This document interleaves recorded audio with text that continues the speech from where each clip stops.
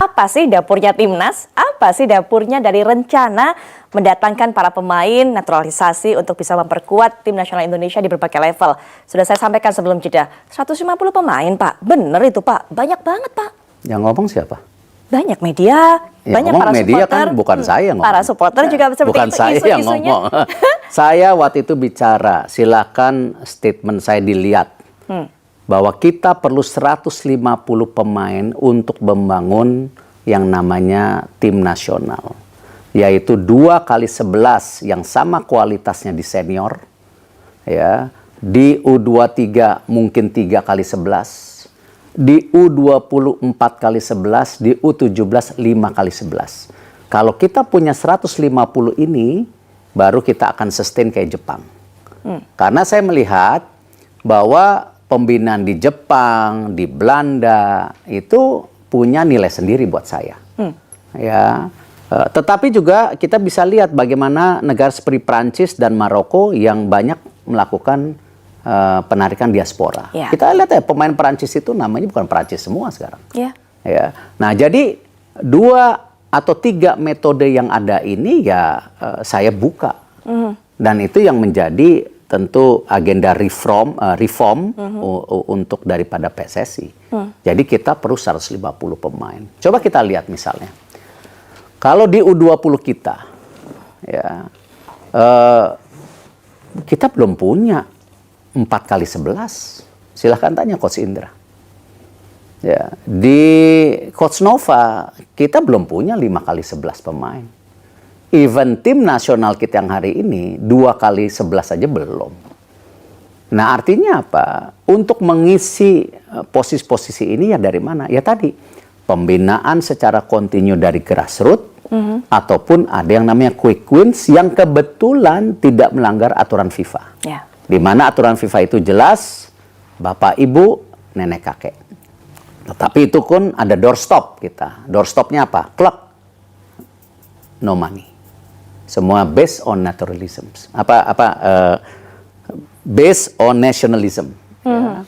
Jadi ya orang-orang ini kita dorong ya memang ya kita lihat bagaimana misalnya Kevin Dix kemarin main terus cedera. Dia ada risiko besar loh. Gajinya dia di klub berapa? Nah dia ini nanti summer dia boleh pilih bebas bermain di klub mana. Dia punya valuasi yang tinggi. Dan mereka dia mengorbankan cedera. J. Indes tadi malam habis main langsung berangkat. Ya, saya dengar jadi kabarnya. tolong nilai juga pengorbanan mereka gitu. Jangan hanya ngelihat dari sisinya diaspora lokal. Saya nggak suka ketika dibanding-bandingkan antara diaspora dan lokal sama. Bangsa kita masa kalau ngelihat bangsa lain langsung waduh. Kenapa?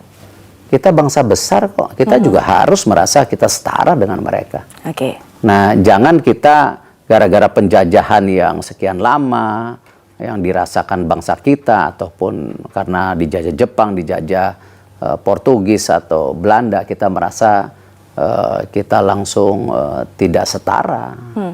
Nah, ini yang saya dorong bahwa semua talent pool terbaik yang ada di Indonesia ataupun dunia, yang punya kesempatan membangun merah putih, ya kita harus beri kesempatan itu. Kalau tadi Pak Eri sudah katakan, nih ada uangnya, gitu kan? Ini kecurigaan. Bahkan ini dibahas sampai RDP kan Pak. Bener nggak sih mereka tuh mau murni membela masuk timnas Indonesia, nggak ada duitnya, gitu kan? Pak Eri memang sudah kasih jawaban, gitu kan? Silakan dicek. Ya, yang penting mereka itu gini loh. Satu, mereka kenapa mau gabung? Saya sudah bilang bahwa mereka harus diyakinkan kita punya program yang serius. Oke. Karena itu kenapa waktu itu salah satu propaganda, mungkin propaganda yang menarik mereka ketika Indonesia lawan Argentina. Siapa sih pemain di dunia nggak mau lawan Argentina gitu? Nah itu propaganda. Ya, karena itu ingat setelah SEA Games langsung kita bawa Argentina. Itu bagian dari propaganda. Supaya kita bisa ngasih lihat, kita ini sudah disorot pemberitanya di dunia. Dan itu ya tools alat mudah untuk campaign. Nah, di situ setelah itu baru kita buka, ini loh programnya. Oke. Ini loh keseriusan kita, ya kan? Dan mereka ngerti ya bahwa wah ini menarik buat juga menaikkan status dan value-nya mereka. Jadi secara ekonomikalnya ada, tetapi bukan kita yang kontrol, itu market. Ya kalau mereka tiba-tiba dapat sponsor dari A, B, C, ya itu market. Sama ketika sosial media ini kembali ke sosial media.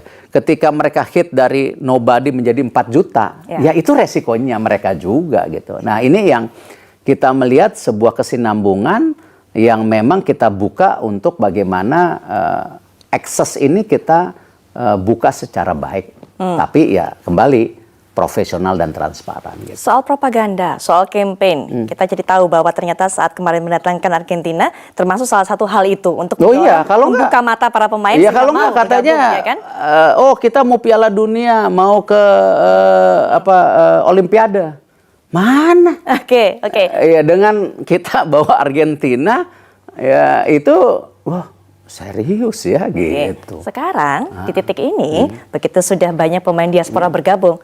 Masih ada rencana lagi Pak? Harus. Untuk propaganda lagi? Enggak, bukan. Sekarang udah bukan propaganda. Sudah bukan kita harus lagi. Apa dong? menjadi bagian menaikkan daripada ranking kita. Gitu. Tetapi ya kita harus berani melawan tim yang lebih besar. Kemarin timnas putri kita lawan Belanda kalah 15-0, so what? Tapi kan apa yang mereka alami selama training di Jepang sebulan, lalu juga main dengan Belanda, saya rasa pemain putri kita akan lebih baik. Ya mudah-mudahan kita lihat nanti di AFC Laos ini. Karena rata-rata ini sangat muda. Ya 17, 20, ya 19, ya jadi rata-rata sangat muda. Masih panjang perjalanan mereka. Ya jadi ya kan? kita harus kalau bisa ya 5-6 tahun lagi timnas putri kita juga dalam posisi yang kompetitif. Ya kemarin seperti futsal setelah 14 tahun juara. Akhirnya. Iya kan? Karena apa? Simple, program. Waktu itu saya bilang sama pimpinan futsal Michael Rat, sekjennya dan seluruh in futsal, ya ini ada kejuaraan AFF, coba kita bikin training camp 2-3 bulan. Kalian mulai tanding, nggak bisa datang. Ternyata ya rezeki anak soleh buat semua pengurusnya, termasuk kami di PSSI, setelah 14 tahun juara juga, ya rezeki anak soleh. Nah kita bangun lagi sekarang bola pantai. Ya kan, karena ya kita negara kepulauan, ya kita coba bangun bola pantai gitu. Jadi ini program PSSI gede loh, bukannya hanya kayaknya yang sepak bola semata, tapi ini ada yang lain-lainnya ya memang tadi kembali tanpa dukungan pemerintah, tanpa dukungan private sector, tanpa dukungan kita semua berat. Pak Erik katakan tadi, saya tidak suka memisahkan antara pemain diaspora dengan pemain lokal, semuanya menyatu kok, semuanya para pemain timnas. Tapi sebenarnya realitanya di mata para semuanya supporter ataupun juga masyarakat Indonesia masih ada yang membedakan hal itu Pak. Sehingga kemudian tapi mayoritas enggak. Ketika kemarin, tapi masih ada Pak yang bersuara setidaknya. Yakin Pak sedikit. Karena gini Pak, ketika kemarin melihat Ramadan Sananta mampu mencetak 2 gol, mereka mengatakan bahwa tuh kan yang cetak gol adalah pemain lokal, jadi dikasih dong kesempatan pemain lokal untuk lebih banyak lagi masuk timnas. Kita kasih contoh di liga. Terlepas kita menambah pemain asing di liga, karena memang kalau kita lihat kenapa kita ranking 6, karena di AFC itu ada hitungan poin, bagaimana klub-klub kita bisa perform. Nah aturan itu kenapa sekarang 8 pemain asing, 6 di lapangan, 2 bench. Ya tetapi ingat kita ada proteksi loh. Semua pemain tim nasional yang di liga harus dimainkan. Tidak aja saya rasa liga di dunia atau federasi yang punya intervensi kuat seperti PSSI dengan liganya hari ini. Tetapi liga dikelola secara independen, tapi kita bilang mindsetnya harus sama. Ingat loh, liga sekarang banyak dapat duit, liga dapat sorotan karena timnas juga. Ya kan? Karena apa? Hari ini propaganda terbaik kembali buat buat sepak bola Indonesia ya timnas, bukan liganya. Nah mereka ngerti, akhirnya mereka punya komitmen yang sama. Oh ingat di Liga 2 harus ada U21, U23. Oh timnas harus dimain. Ini yang kita lihat makanya kembali mindsetnya harus sama. Bukan ego masing-masing. Nah kalau kita lihat sekarang Liga sendiri dengan ada Elite Pro Academy dan lain-lain, dengan wasit yang bersih, dan kan kayaknya nggak ada di ketua PSSI di negara lain jadi ketua wasit kayaknya nggak ada deh. Kemarin saya paparin waktu acara FIFA, mereka pada ketawa. Tapi saya bilang tidak lama, mungkin tahun depan udahan. Setelah Liga 2 kita bersih. Dan saya bawa ya Ogawa yang dari Jepang yang bersih untuk mimpin ini. Ya kita juga nggak boleh terlalu anti asing. Kenapa? Ya memang sistem kita ini tertinggal. Jadi ya kita perlu ada intervensi-intervensi dari negara-negara lain yang punya sistem persepak bolaan lebih baik dari kita. Gitu. Baik. Ya, itu yang saya bilang. Jadi saya kembali mengingatkan semua supporter, negara kita ini negara Pancasila, sangat menghormati perbedaan agama, ras, kultur, segala. Ya apalagi ini. Baik. Ya kan, punya darah Indonesia, kita nggak boleh beda-bedain. Terakhir, Pak Erik, penutup singkat saja. 2025 sudah di depan mata, 4 pertandingan kualifikasi Piala Dunia juga sudah menjadi planning kita, setidaknya, tapi Desember juga yang terdekat ada AFF dan sebagainya. Rencana ke depan, target ke depan, bukan hanya untuk timnas, tapi liganya juga yang harusnya upgrade secara peringkat dan sebagainya. Planning apa, program apa? Kalau liga kita tadi sampaikan, liga manajemen sudah punya komitmen. Ya, menjadikan liga kita bukan nomor 6 lagi di Asia Tenggara, tetapi kalau bisa nomor 1 atau nomor 2. Oke, itu tadi. Karena dengan liga yang baik, kualitas pemain tim nasional kita yang dimain di liga juga naik. Ya. Ini mesti ingat loh.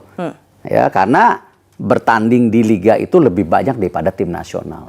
Dan klub-klub, kenapa kemarin saya juga bawa event besar di Indonesia, di Jakarta dan Bali, mengenai FIFA Club Management, dan itu semua klub sepak bola di Indonesia yang main di liga diundang kemarin, silakan tanya.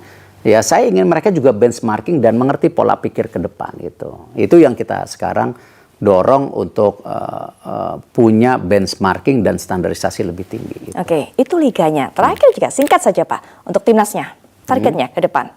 Bisa evaluasi nanti. Tunggu evaluasi dulu ya Pak. Iya.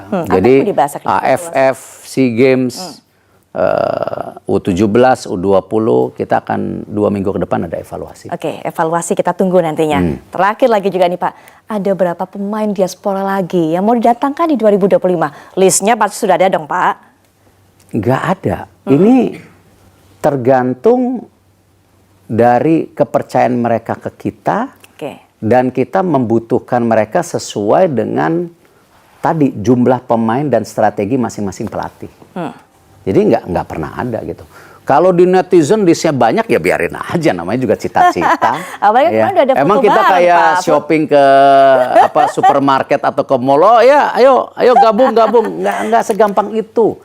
Ada foto bareng dengan Romeni kan kemarin Pak. Tidak segampang gitu kan? itu mereka gabung ke tim nasional kita. Tidak segampang itu. Romeni? Percaya Mas. Romeni? Loh, itu proses panjang, hampir 3-4 bulan. Oke, baik.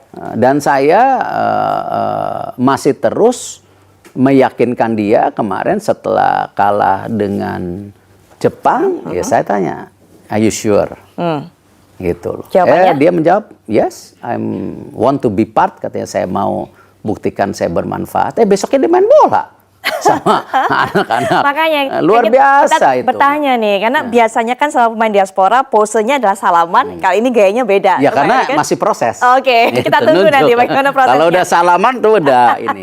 Gitu. Oke, Pak Erik terima kasih sudah berbincang. Kita juga jadi tahu bagaimana rencana ke depan dari timnas, termasuk juga segala hal yang berkaitan dengan sepak bola tanah air. Sukses Pak Erick Thohir bersama juga dengan para pemain timnas, dan juga semoga PSSI bisa mengantarkan timnas mencapai targetnya. Mohon support, mohon doa. Akhir kata, saya Putri Viola pamit. Sampai jumpa.